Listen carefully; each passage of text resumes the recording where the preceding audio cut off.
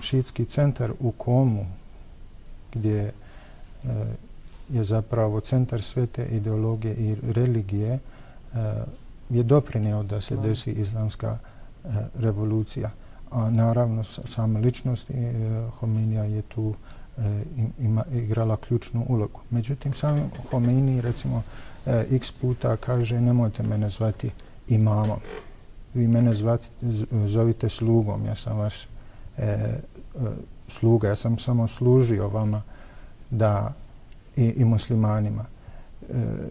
U njegovom testamentu, na kraju testamenta on govori ja sada sa radosnim srcem napuštam vas i odlazim svome gospodaru.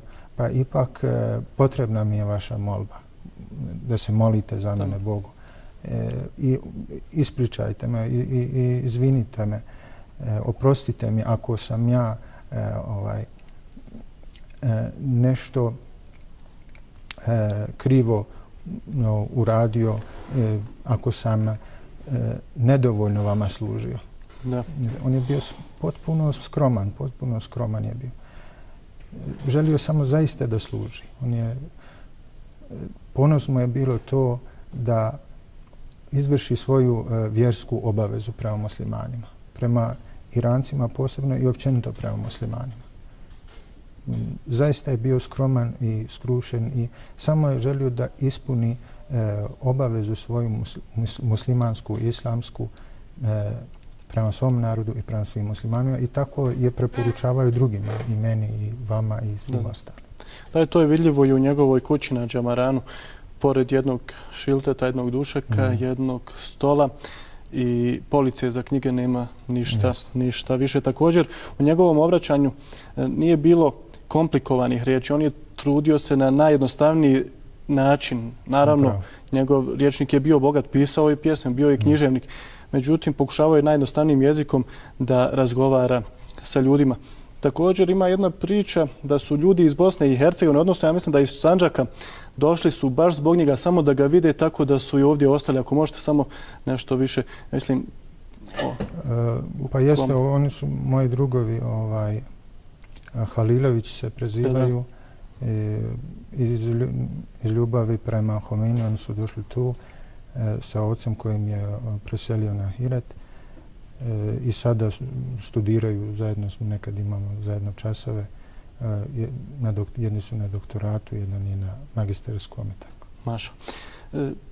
Odnos imama prema Palestini je bio direktan, specifičan i mnogi su poštovali to, međutim nisu smjeli da ga podrže u tome. Baš kao što se dešava i danas nakon što je došlo do napada na humanitarnu flotu za pomoć Gazi.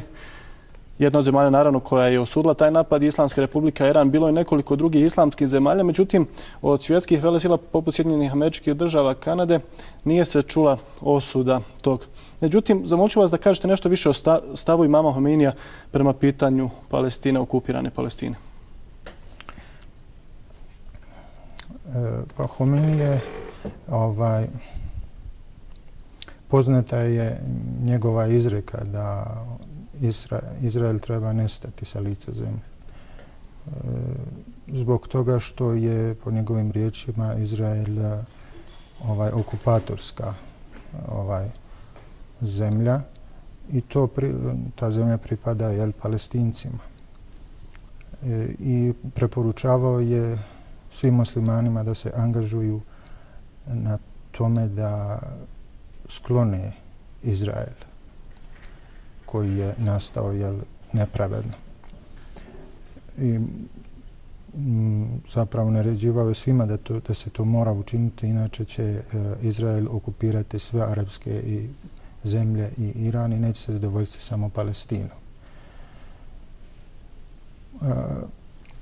Međutim, što se mene tiče, ja lično mislim da treba nestati, recimo, Republika Srpska.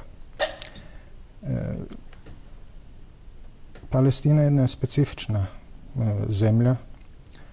To je zemlja koja pripada i muslimanima, i kršćanima, i židovima. To je kolijevka Božjih poslanika. Abraham ili Ibrahim a.s. je došao iz Palestine u Hidžaz, u Saudijsku Arabiju današnju, u Meku. A to je zapravo otac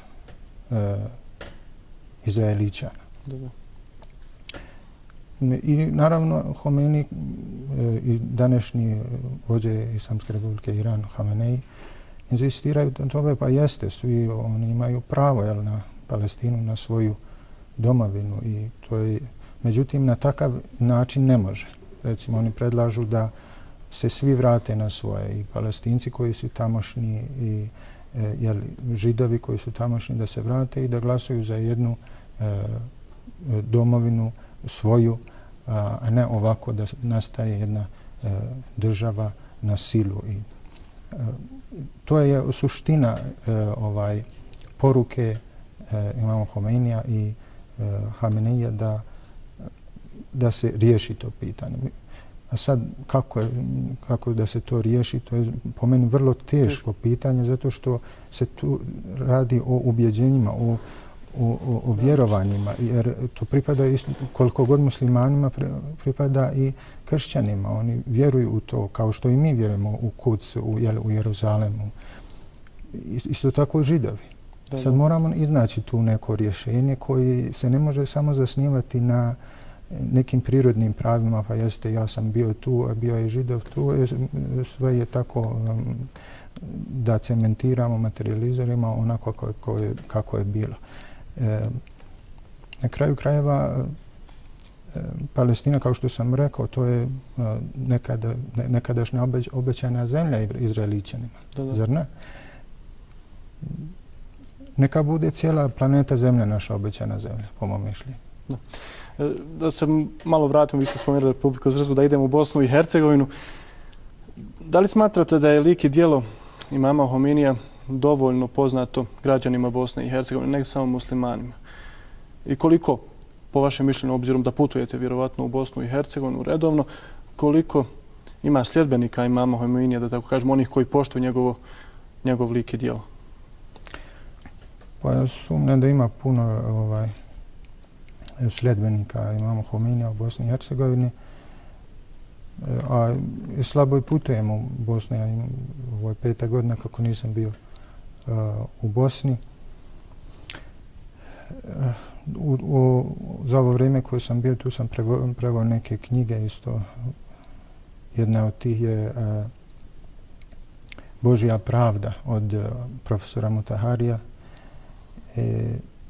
koja, kako sam čuo, je dosta prihvaćena bila u strani čitateljstva. Tako da, pošto je to jedan klan, jedna grupa ljudi koja je vodila islamsku revoluciju, može se reći da ima dosta ljudi zainteresovanih za misao imama Homeinija i za njegovo djelo, to je bez sumnje da ima takvi ljudi. Po mom mišljenju, trebalo bi, onako kako je sam Homeini govorio, da islam trebamo prikazati u pravom njegovom liku i trebamo se paziti naših dijela, kako se ponašamo. Imam Homeini je zaista insistirao na tome da se očuva ugled islama. Puno je insistirao na tome da se ugled islama očuva i da s našim dijelima ne kaljamo ugled islama. Mi, po mom mišljenju,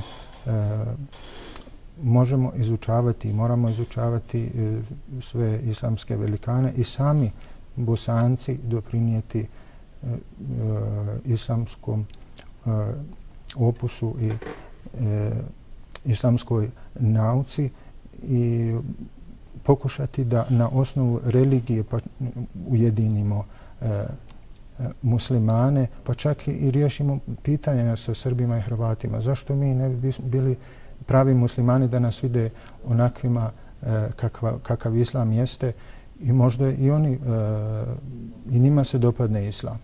Islam nije došao samo za Bošnjake, došao je i za Srbe i Hrvate. Zašto mi ne bismo rekli, evo ja sad kažem da želim recimo islamizaciju Srba i Hrvata i da nam To je obećanje Korana. Koran kaže da je moguće da oni koji su vam bili neprijatelji sutra budu vaša braća. Braća po vjeri. Ja. Taj potencijal Islam ima. Međutim, Islam ima ružnu sliku među ljudima. Sad, to je vrlo teško ispraviti. Ali, po mom mišljenju, ovakvim distanciranjem koje sam spomenuo ovdje u ovom govoru i našim iskrenim nastojanjem, dakle, distanciranjem od ružnih postupaka i neislamskih postupaka, kao što je recimo teror. Sam Imam Khomeini govori, to je zabranjeno. To je svaka, mi nemamo onaj makijavelijski princip da cilj opravdava sredstva. To ne može u islamu. Mi hoćemo islam, ali ne po svaku cijenu. Dakle, mi nismo glupi. Jeli Bosanci, jeste da se nama prave vicevi, ali mi nismo glupi. Mi možemo izučavati islam i primjenjivati ga na djelu koliko možemo, ali ne, naravno, do te mjere da iritiramo druge ili da, ne daj Bože, učimo nepravdu drugi. Mi nemamo puno vremena do kraja emisije, otprilike minutu i po. Zamolit ću vas samo na kraju da prokomentirate. Obzirom spomenuli ste islamizaciju i pozivanje u islam. Danas se to smatra netolerancijom kada nekog pozovete da prihvati islam. Međutim, ako nekoga pozovete da ide na neku predstavu ili pozovete da bude sljedbenik nekog od klanova, to se ne smatra tolerancijom. Međutim, zašto se pozivanje u islam smatra netolerantnim? Također Imam Khomeini je bio direktan u svojim stavovima. On je čak pozivao i velike lidere u islam poput Gorbačova. Poznato je njegovo pismo Gorbačova. Islam, pejgamber je inna arsalnake len nasi kafetan. Imamo u Koranu gdje Bog kaže Božjem poslaniku Muhammedu, mi smo te poslali svim ljudima. Da. Bez izuzetka. Da. I Arapima i nearapima. Da. Prema tome, i sam Božji poslanik je slao pisma poziva u vjeru. Sad, zašto se to, kako ste rekli, smatra netolerancijom? Nažalost, nećemo imati vremena da odgovorite na to pitanje. Ja se izvinjavam. Vama se zahvaljujem za gostovanje u našoj emisiji.